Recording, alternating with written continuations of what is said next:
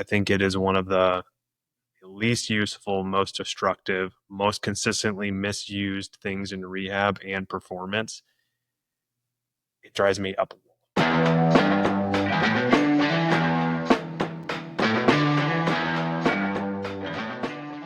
Welcome back to another episode of Past Your Prime. This podcast is for active adults balancing training, rehab, family, and real life. I'm Alex, Spiker Kiker on Instagram, pro volleyball player, enormous calves, luxurious voice. This is Craig Smith PT on IG. He's a life professional.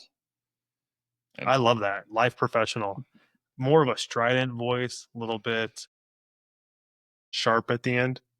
I like to say luxurious. That's actually a really cool way to say it. yeah, I think I said that once before and it just popped into my head again. I think say velvet next time. Velvet voice. Ooh, that's even more luxurious. Well, it sounds more accurate. Right. If you haven't done so yet, subscribe to the pod. Helps us. We love creating this content. And the more subscribers we have, the more time we can commit to it. So we appreciate your subscriptions. Also, join us at pastyourprime.com for more fun. We just have so much fun at pastyourprime.com. Yeah. Tons of fun. Tons of fun. Lots of good articles. So your goal for today's podcast is to piss people off. I guess that's one way to say it. Really, I am not a huge fan of stretching. And at this point, I think it's become a little bit of a joke to anyone I'm around and anybody I've ever worked with of I'm not being a big fan of stretching. But I think there's some very specific things. And I think what sometimes happens is a lack of clarity on what I mean by stretching and is misinterpreted and why I don't think stretching's that useful. We had a fruitful argument this morning. It wasn't even an argument. I'm kind of bought in on the stretching thing, but I did have some, I don't know, just like little tidbits that you quickly just told me I'm an idiot. I didn't say he's an idiot, but this is a hill that I am willing to defend, possibly die on. This is the sword you want to fall on. I am absolutely ready to go down on this one, and it's because I think that there's so much cultural belief in stretching. Specifically, what I'm talking about is static stretching, where you're trying to hold the stretch and gain range of motion by stretching a muscle. I think it is one of the least useful, most destructive, most consistently misused things in rehab and performance. It drives me up a wall. And you hear about it all the time. I mean, I think anybody who's ever been an athlete, probably the very first thing they did when they got into athletics was stretch, because you always have to stretch before doing any sort of athletic activity. So in today's podcast, we'll cover when stretching is or may be helpful, if ever, when it's harmful, and what you should do instead if you want to stay mobile, pain-free, and actually perform better. Sound good? Wow. Yeah. Sounds actually very interesting. Okay. Good. So why are we even talking about stretching? I prefer stretchy pants. Those help me. Those help me stretch. So yeah, we were actually even talking about that. So stretchy pants, and then number 2, the Volvo commercial with Jean-Claude Van Damme, where the Enya music is going on, and he's between two Volvos, and his legs, and he just goes out and just holds it. Which to this day, I don't know if that was real or not, but it was amazing. I heard that it was real. And it's Jean-Claude Van Damme, so I'd assume that it's real. Yes. I mean, top 5 movies ever. They're all Jean-Claude Van Damme movies. All 5. Right. I mean, Bloodsport, Kickboxer, Double Impact. Wow. Just bringing back good times for me. Oh my gosh. Yeah. Time Cop. He had a mullet in Time Cop. Yeah. I just wish I could dance like him. Oh man. This is some meme heavy stuff.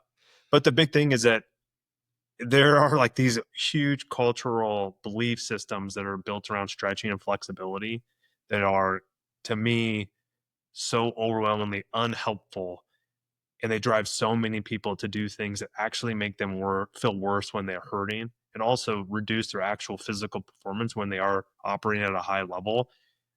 I think my brain has shifted so hard into the other direction, and there's so many issues with stretching that I run into on a daily basis. It is, I mean, it's not even close. It is a number one trigger that causes people to have recurrent symptoms. Well, and like I go back to like NBA, like if you're at an NBA game, pregame, if you're one of the weirdos that gets there super early, you watch all the players, what do? They stretch. You go to a college volleyball practice, they circle up and stretch. You go to 6-year-olds going to play, tennis, they circle up and stretch. It's just like such a cultural norm Hmm. that, I don't know if these coaches are thinking about the science behind it or if it's just been ingrained in everybody's brain that you have to stretch. This is what we do. My idea around that is, and we can get into it, is that in the literature, there's no support for it. The whole idea around professional athletes doing it, I mean, I can tell you right now, I've worked with professional athletes where the stretching was actually causing their symptoms to continue. Second, I really don't look at this idea of like increased performance. I would really think you have to really look at the specific group that you're looking at to see if that stretching actually makes them play better. I think the worst way is to look at the top level athlete, see what they do, and say, oh, that's what everybody has to do. I don't think that gives you any actual knowledge of if that actually helped them get to that place. Like we were talking about Tom Brady eating avocado ice cream. I don't think that's the reason he's super successful, nor do I think it's his TB12 method. I think he's like a one of a kind athlete that can get laser focused and do his job really, really well. If he did push out a huge stretching component to it, I don't think the stretching would be the reason he's top tier. And you also admitted earlier that Kobe Bryant is better than LeBron I James. absolutely did not. Oh, I could have did sworn you not say said that. that. No, I actually was throwing him a bone because LeBron James is just dominating the charts on basically the all-time list on everything now. Not on number of rings. Cold-blooded, cold-blooded. Yeah, I wonder what would happen if he had Shaq earlier in his career. I saw something interesting, side quest, but Tracy McGrady was like, give me Shaq. And yeah, I win a bunch of championships. Shaq's a freak. Yeah. Shaq's a total freak. So is T Mac. Love T Mac. T Mac was really good. Totally did not perform the level he could have. I think the first place starts with the actual thing that most people will experience, which is tightness. Well, yeah. And from, all the times when I was a little kid, a quad stretch and a calf stretch just felt amazing. So, like, I'm kind of impartial here because part of me thinks that there still might be some benefits to stretching. I don't think I've stretched in like 6 months now. Um, and we were talking earlier, and I feel like I've lost a little bit of hip mobility, but then there's even kind of a difference between mobility, I would call them exercises, versus static stretching. And so Craig's real beef here is with static stretching. Yes. Let's get clear on terms. So, the first one is tightness. Tightness is a subjective experience that may or may not have any relationship to actual range of motion limitation. When somebody comes in and they say they're tight, that does not, to me, predict that they're actually going to have a motion limitation. There's so many different reasons that you can feel tight. And I actually wrote a few of these down. I want to be a little bit exhaustive on it. First reason that you could feel tight is you actually have a true mechanical restriction. That could be capsular, that could be the what people think of like muscle, it could be scarring. But those are testable and we can actually see. Like if you have a bony impingement when I start to lift it and you get sharp pain, that's the reason you feel tight and limited. That's a bony restriction that we have what's called an FAI, where you get an impingement from the hip bones. You're not going to stretch your way out of that. If you try to stretch into the part that where it hurts, you basically destroy your labrum and just hurt tendons. Like it's not helpful. Is that the same type of impingement I had in my shoulder when I tore my labrum? You can have an impingement in your shoulder, and depending on the type of acromion you have, you basically when you feel that you're jamming structures against the acromion process. Yeah, that's like not you can't stretch your way out of that. That's not a stretchable. You don't stretch into that symptom. I couldn't stretch at all. I couldn't lift my arm above my head. So You could have inflammation to one of the 9 tissues that we previously mentioned, which will also make you feel tight. Doesn't actually mean you may have motion limitation, but you have inflammatory response or chemical pain that's actually driving some of those limitations or that feeling of tightness. You can have what I think happens often is that people have a sensory motor mismatch where their sensory system is off relative to how their motor system is working, and that causes them to feel really tight, but there's nothing discernible in the exam. So they have no motion limitation, but they come in, they're like, my calves feel really, really tight. But then you check their calf length and it's completely normal. That's that's me. Yes. My calf feels tight all the time. And that you could have subclinical irritation, trigger mismanagement. You can have where there's no pain, something kind of brewing, but there's not a clear pain generator. You get a protective response that is overprotective. That's really common when people are coming back from a previous injury or they've hurt themselves really bad, instabilities, things where they're like they develop this protective pattern around it. So they actually muscle guard without even realizing it. You could have treatment loops that get messed up. So like you provide massage to break up scar tissue. You actually irritate the tissue and then it comes back feeling tight again. So you get this momentary relief because you activate certain receptors that make the body feel better for a moment and then worse later. You get cortical smudging where your body doesn't have an accurate body map. We know that happens in pain. We know that you can have sympathetic dominance. And then finally, I think that people actually wish themselves into feeling tight and the language is imprecise. So that's 9 separate reasons that I feel like you could actually say you feel tight and not actually be tight. I mean, my most recent bout of tightness was I deadlifted for the first time this week in 3 weeks, and I just went light, a little bit higher on the reps, but then 2 days later, I felt like I couldn't touch my toes, but when I went to try, I could touch my toes. It's interesting. Strings felt tight, but like functionally, they were still there. Yeah. I didn't lose them from Yeah. deadlifting. No, I mean, it's crazy. So there's a lecture that I've done, and one of the things that I always think is interesting, if you provide somebody a massive sensory experience where it's super uncomfortable, they gain flexibility. So say somebody can't touch their toes, you have them roll really hard on a lacrosse ball on the bottom of their foot, and then they try to touch their toes again, and then they gain like 6 inches of muscle length. That's a lot of inches. It is a lot. That's deep. That's a lot of distance. That's a better way to say what he just said. That's a lot of distance. It's a deep stretch. Oh, geez, buddy. So when you're trying to touch your toes and you feel all of a sudden you feel locked up, that oftentimes could be just your perception. Actually has nothing to do with an actual limitation. That's tightness. So tightness is more of a sensation than like a, I don't know, clinical diagnosis. Yes. It's not a clinical diagnosis. It's just nobody can tell you if you're experiencing tightness or not. It's subjective. Like you feel tightness. Okay, so you're not going to go to the doctor and they'll be like, "You've got tightness. Well, we're going to get you some ibuprofen." Honestly, I view tightness extremely similar to pain, in that if somebody can have pain and there not be a tissue reason, or even soreness, because I think my sensation of tightness in my hamstrings was just literally muscle soreness. Yes. And those types of experiences, who can say that you're not actually experiencing that? And just because somebody can't find something clinically doesn't invalidate that you're actually having that experience. It's still there. Yeah. And it's not even limited range of motion with the hamstring example I just said. And then with my knee a couple of weeks ago, I was like, man, my knee feels super tight. We tested it full range of motion both ways. So I think, yeah, the tightness as a diagnosis is not a real thing. It's not a real thing. Okay. So well, it's not. It is a real thing.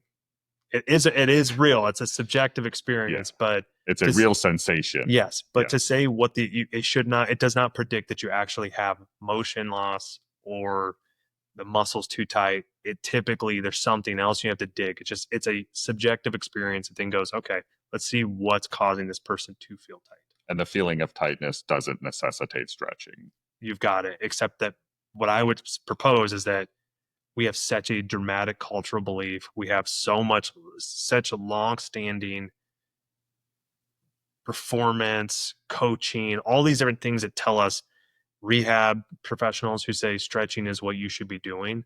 And I don't think that there's evidence to support it. Okay. So, I mean, is there any benefit to stretching? Okay.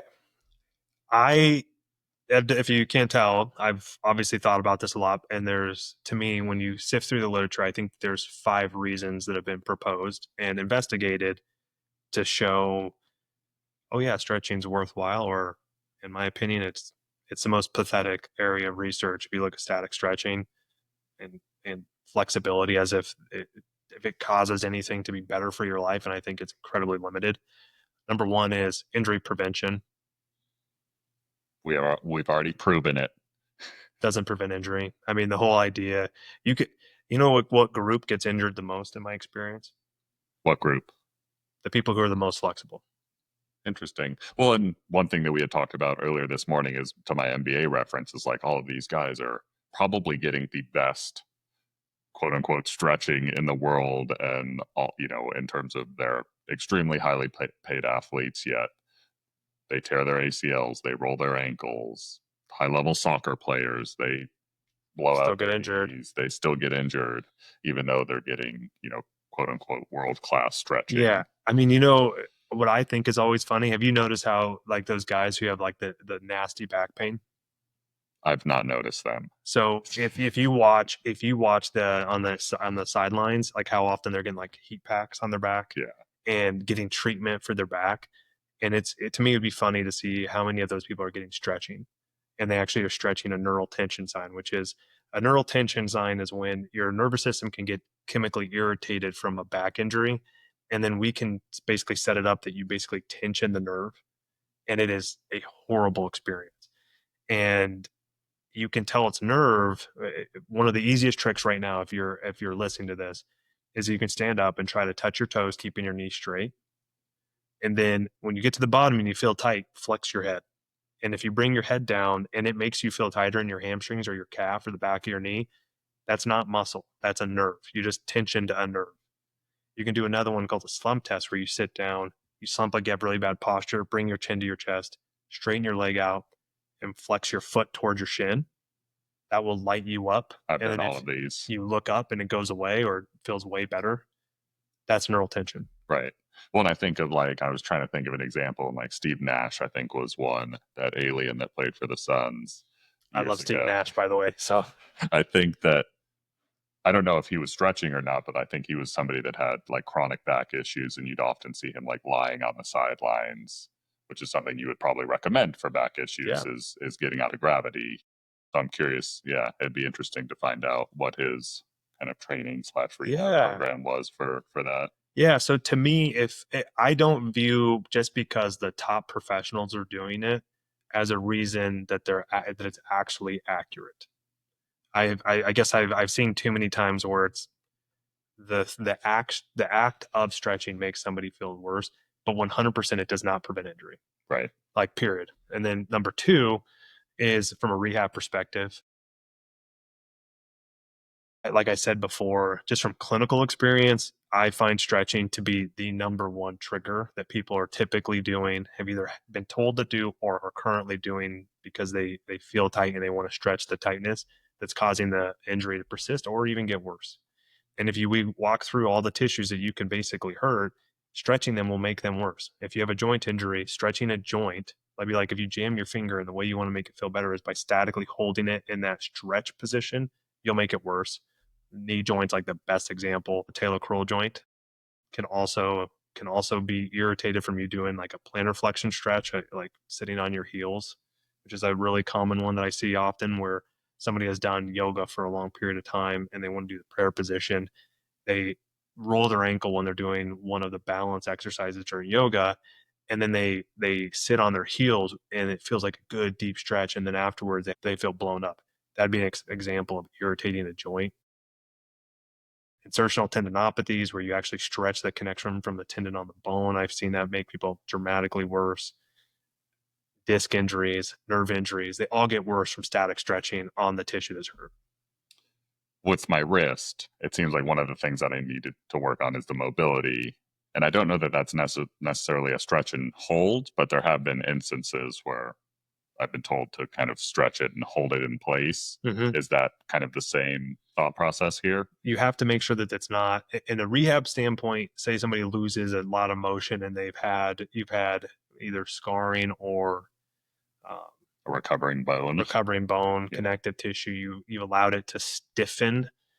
Then you have to do long holds, which we would consider static stretching, but it's very specific to the joint or the motion. You're not trying to stretch a muscle in those cases. Yes, in those situations, that would be a point. but it's not a muscle stretch. Okay, I got one. You got one. And even in those ones, I would actually say a lot of times it's doing the activity and you'll slowly regain motion. But there's specific ones like that in those places, very specific times that you can actually make a case for it, but it's not like a hamstring stretch. Right. Yeah. The next one would be looking at it from a performance standpoint. You can look at this in a few different ways. The ones I always think of as the most interesting is if you want to have a powerful, explosive performance, say it's like a sprint, 1 rep jump, like being able to get as high as you can, 1 rep max from benching or squatting or whatever. If you stretch right beforehand, your performance goes down. Right. That's something that I don't know where I picked up the knowledge, but long ago it was one of those things that like don't static stretch if you want to be more athletic. It was, go through walking lunges or some sort of more dynamic warm up, and that will increase your performance comparatively to just sitting down and static stretching. Yes. Yeah. That's been shown repeatedly in the literature. It's a very strong finding. The other way that you could look at it is say you take people that are playing at the same level. And if you think that flexibility matters, then what you should see is that people who are at the same level, so say we take all the NBA players, and then we look and we stratify them and say top performers are here, and then we see how flexible they are. We should see that the more flexible people are the top performers in that stratification. That doesn't happen. Right. There's Well, and that's a skill centric sport too. So I don't know if that correlation's the best, but it's like sprinting. But what sport's not? Yeah, that's true. Yeah, what Well, sport's not? I don't know. Like that's why I brought up sprinting because it's literally just running. I mean, but there's so much technique. Yeah, there is a lot of technique in there. I'm not doing a good credit to sprinters out there because there is so much form. Yeah, I think that there's a base level of mobility you have to be able to get to that level. But once you have it, more is not better.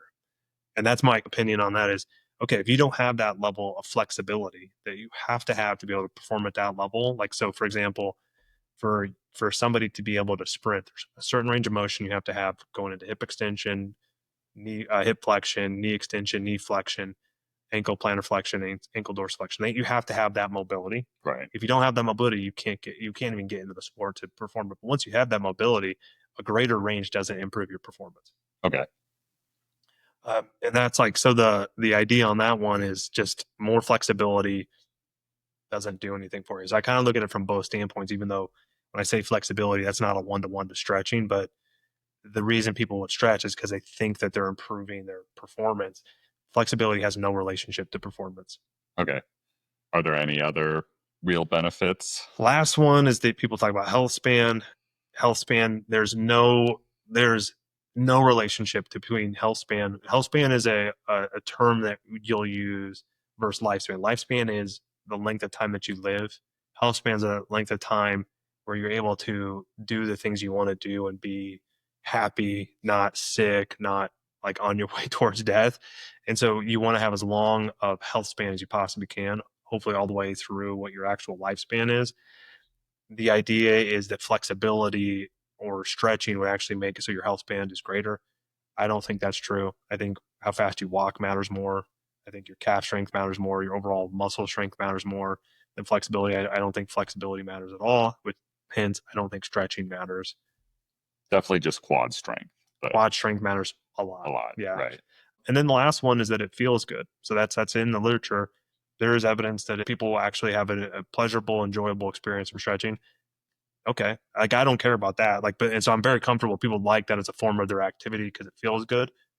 Okay. That doesn't bother me at all, but that's not why most people stretch. And this is why the yoga people are so happy. Yes. Because they have set the feel good vibes and put the good vibes out there. So they're stretching and they're very happy. Yeah. So if somebody tells me that they have an enjoyable experience from stretching, I don't care. As long as you don't have an active injury that you're making worse, it doesn't bother me at all. So quick recap. Stretching is recommended everywhere. Tightness is a sensation and not a diagnosis. And stretching can feel good, but that's about it. That's my strong opinion, yes. Okay. If you haven't done so yet, throw us a quick subscription. We would appreciate it. It's free. Next one came up this morning when we were talking, and this is my favorite dunker. So my favorite dunker is a man by the name of Kador Ziani. He is currently 51 years old and can still dunk. He can dunk barefoot, and I think he can still almost kick the rim at 5'10". He has come out with a program that he calls the Seven Postures. I haven't dove super deep into it, but I've seen it in social media. I've followed him for a long time. Some of his old dunking videos are just ridiculous what he can do. But basically, these seven postures are something that he's developed to basically make himself an insane jumper and create a lot of longevity in his ability to dunk. His little motto is "Dunk or Die," which I really like myself. To me, I showed Craig a little bit of it this morning, and it looks like stretching to me. His motto is "Dunk or Die." Yeah, I love it. I love it too. That's why I'm trying to dunk at 40 and maybe 50 and beyond. But will stretching help me in that endeavor or not? So back to his seven postures, there are things kind of like the deep prayer stretch that you were talking about. He does some weird things where he's sitting on his ankles in deep flexion. So I just wanted to kind of get your thoughts on his structure with kind of different positioning and holding those things, because to me it looks like static stretching. Once again, I don't know if it works or not, but he's a freak of nature and has continued to be a freak of nature for a long I time. love it. Well, no. Why do you think it's stretching that he's doing? Because he's holding a position is what it looks like to me. And so once again, it's seven different positions, usually with what looks to me like a very deep stretch in maybe somewhat unnatural positions. Like one's called the cat. I think one's called like the gorilla. Like there's a bunch of weird names that he gives for these things, but they're just different lower extremity stretching variations. So I guess the first thing that I would say, so I have two responses. We did look at some of his postures. I don't think any of them actually look like static stretching. So here's my opinion on stretching specifically. When people start to do a static stretch, the proposed idea is that you're actually causing the muscle to lose tension. And the longer you hold the stretch, the more consistent you do it over time, that muscle takes less load, less force for you to basically gain muscle length, right? And so the idea is that the muscle becomes more extensible. That's the proposed idea. Does Right. that make sense? Yeah. Now, no research has shown that that happens. None. So what happens is you tolerate more stretching. So like Once again, from like a feeling perspective. from a sensation perspective. Yeah. So like if you're on your stomach and I'm stretching your quad, and the first day I apply this load and you tell me, okay, tell me when this starts to feel like an intense stretch, and that's where I'll hold it. Okay. And say we do that now for 8 weeks, and then we retest at the end of 8 weeks of me and you doing this like consistent stretching, we probably will go farther. But the amount of pressure and load that I'm having to do, it's considerably more than I'm actually applying. I'm to go farther, in which you'll go, oh, now it feels like an intense stretch. That place where we stop will be different, but the amount of force I'm having to do is considerably more. In the first place where you said, okay, that felt really tight the first day, that's the same level of pressure that I'm applying. So you didn't get more extensible at all. You just tolerate being stretched more. Well, and I go back to like this is literally being taught in school. One of my PE exams way back in high school was, lay with your legs spread out and stretch forward and touch. And then at the end of the semester, at the end of the class, you had to go and touch more. Yeah, I think that it's And you because can cheat so easily. I would just not touch anywhere in front of me so that all I had to do was lean forward and be able to touch. But anyway. Well, I mean, and that even kind of goes to a whole second standpoint. Have you seen anybody where they can't touch their toes at all? Like they start to go and it seems like they hit a brick wall. I mean, that was me for a while, but then just through lifting, I've gained more mobility.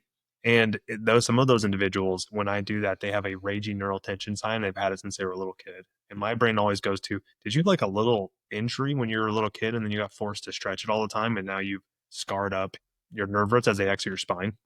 Like have you actually caused this long-term injury because you were convinced you had to stretch and you felt really tight and you misinterpreted an actual back injury and neural tension as a hamstring that was tight and you stretched the shit out of it? Yeah. Like that's terrible. Like that's what I'm thinking. I don't, if you can't tell what structure you're stretching, you shouldn't stretch it, especially if it feels super tight and makes you feel worse.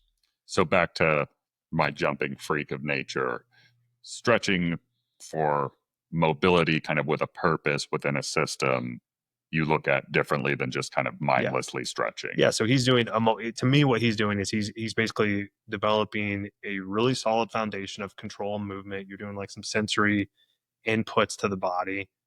I don't mind that. And I don't mind what anybody does if they're healthy and nothing hurts. Like that doesn't bother me. But to say, I think the terminology matters. And what often gets said is that you're making the muscle longer and more mobile. It's like, no, what you're doing is you're changing your sensory experience around it so that you can tolerate more tension. And that's fine with me. It's just trying to link that to everything else. I don't see it. I don't see it from a performance standpoint. I don't see it from a health span standpoint. I don't see any of those things that those arguments are made. I have never personally seen it. And then having somebody who's like a freak of nature provide his system around it, like it's cool, but I would only really believe it if you could show me 100 people that he's trained that are now dunking like him. Yeah, I mean that's an interesting perspective. I have not tried it. I've been interested in a lot of different jumping programs over the years, and I've just kind of stuck to my own principles and systems. But that's one that, as I'm getting older, gets more intriguing. But to be honest, it wouldn't surprise me if you put yourself through the same stuff he does, if you actually have really good results around it. Right. I would just question that. I don't think what's happening is what he's saying is happening. If he is saying that it's because you're becoming more flexible, but that's actually why, I just don't believe it. I think it's probably because you're getting better loading capabilities. It's because you're practicing the jumping all the time. Like I would actually say doing dunking and really trying to work on your jump is the biggest thing if you want to improve your jumping, Right. right? Getting technically better at that activity. I don't think getting any more flexibility. I mean, I think I saw in one of his postures, it's actually controlling mid range. I mean, when you jump and you produce a plyometric force like we went over before, you're not going full range. So like, why does it even matter if you're more flexible? Yeah. You know True. what I mean? Like, there's not even a piece like when you go through a stretch shortening cycle, you're not doing that at end range. Yeah. And I'm also thinking of it from the perspective of like leave no stone unturned. Like if there's something that can, at my age give me 1% better jumping, like why not try it? But I think that's a great way. But what if you basically by doing that cause an instability or you flare up a tissue? Like, so for example, say stretching for you, stretching your calves, that irritates your back. right. That makes no sense because your biggest issue is tissue capacity. If you have something that makes your tissue capacity lower or basically doesn't allow you to actually progress your tissue capacity, it's a horrible mistake. And I could get worse from it. And you could absolutely get worse from it. Yeah. All right. I'll just stick to making myself stronger and that'll hopefully make me jump higher. Okay, but like I think we just alluded to it that like there can potentially be consequences of stretching. Like stretching can be harmful in certain situations. Do you want to talk about 100%. what those would be? Anytime that you have an injury, I think the safest bet is to not stretch.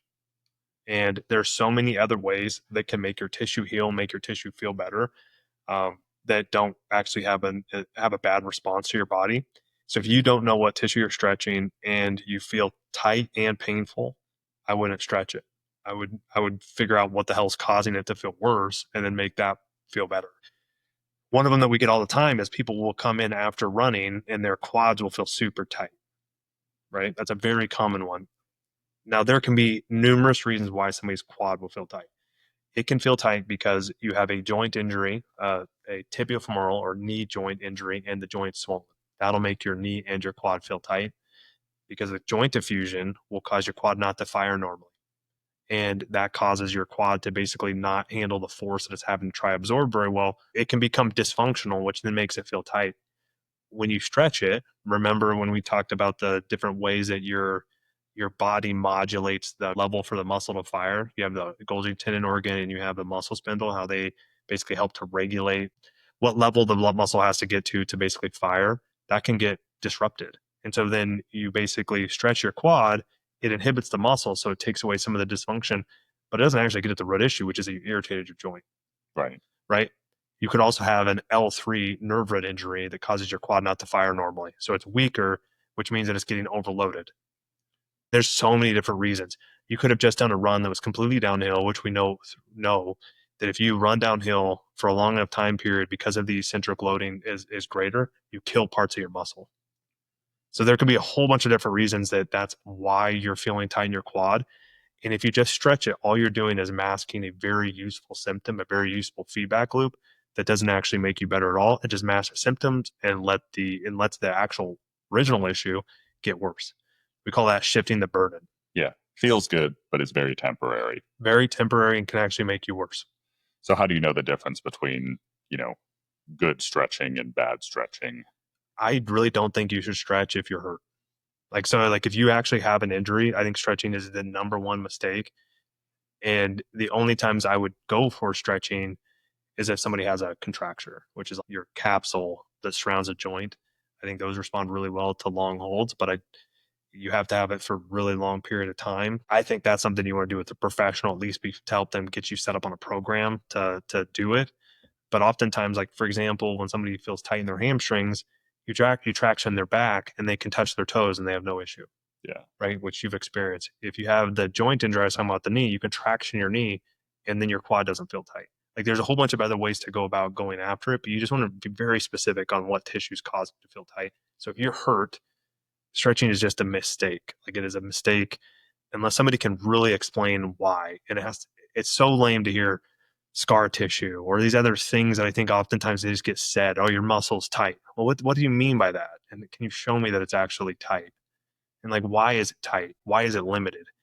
That needs to be answered. If it can't be answered, you're making a large mistake. And so if you don't know how to pull that apart, I think that is actually a really good place for a professional to help you break it apart. Nice. And it seems like there's lots of things you can do as alternates. So if stretching is not the answer, what should people be doing instead? The first one, I think traction is very effective. Next one would be just doing some gentle soft tissue massage. Third one is actually address whatever thing is actually causing you to feel worse. Any of those I think are really useful. One of the things that I've been playing around with a lot, it's a term that I've kind of coined is sensory motor tightness syndrome. And the idea around sensory motor tightness syndrome is that you can have a mismatch between what you're feeling sensory wise and the motor output basically kind of gets disrupted. And I'll find people are just not getting good signals from their nerves about what's going on with their body and they feel tight because of it. That type of issue is something that has to be really specifically treated. You can do sensory training, you can do all sorts of different things that basically help your body get better at, oh, this is actually what I'm feeling. I'm not actually tight, and improve the signal that's being sent. But all of those are tools. If you feel tight with like your low extremity, get your force absorption chain to be better, glute activation, calf, pretibial, quad. Make sure the joints in it don't hurt. Another big one is just nerve. Make sure that if you have a neural irritation, make sure you actually know what nerve it is, and neural flossing is super effective. Yeah, I've kind of done all of those as alternates recently, and I still try to do some like mobility things that might be considered stretching, but it might just feel good and not actually be helping me. I'm not sure. Oh man, I mean your stuff with the wrist is a perfect example. If we would have just had you stretch your wrist into extension, you would have made the nerve injury worse. Yeah, which I have a nerve injury there, so that makes sense. I mean, there's lots of folks out there that, you know, just people that I've worked with before that are like, I wake up every morning and I stretch. Should we tell those people to stop? Are they hurt? I guess, yeah, maybe that's the question. Yeah. If you're hurt, I think you should stop. Man, the number of people that I know who in the beginning of the morning they do that like a stretching mobility, I would just take out the static part. If you just want to continue to move through those motions, like a light yoga where you're not really holding the positions, I think that's very effective. My biggest beef is holding that in position because it can be so provocative to tissues that are injured. And I don't think it's a one to one. If you're tight, that means you need to stretch. And we didn't even get into it, but my belief system really shifted after I started working with people who have Ehlers-Danlos syndrome. And individuals with EDS is another term for it. they are extremely mobile. And those individuals have two main complaints when they come in. They feel very tight, which is counterintuitive, and they're in a lot of pain. And rehab is very difficult with those individuals. And it always blew my mind. Is like, how do you feel tight? Like it doesn't even make sense. Like, why do you feel tight? There, and that kind of led me down this pathway of, well, I don't understand why there's this sensation of tightness, but you are incredibly mobile. And if I stretch those people, I would destroy their body, right? I mean, you would ruin their ability to be physically active. And then that led to, okay, then I have a swimmer who comes in who has incredible shoulder mobility, but they feel tight. Well, that doesn't make sense either. And then I have people who come in who are incredibly stiff, crazy motion limitations, and they don't feel tight at all. And so it just really challenged this whole belief system. And then I realized, okay, I had an unchallenged assumption that stretching was what you had to do. So people who have that morning mobility routine, if they love it and they feel good when they do it, I don't care. But if you feel worse and you feel like pain later in the day, or you feel super tight and you're having to always address this tightness, it's obviously not helping. Yeah. And you've come a long way in this. We talked this morning about, Oh yeah, I was stretching for my shoulder when I first met you 11 or 12 years ago. we went for your whatever it pec. was.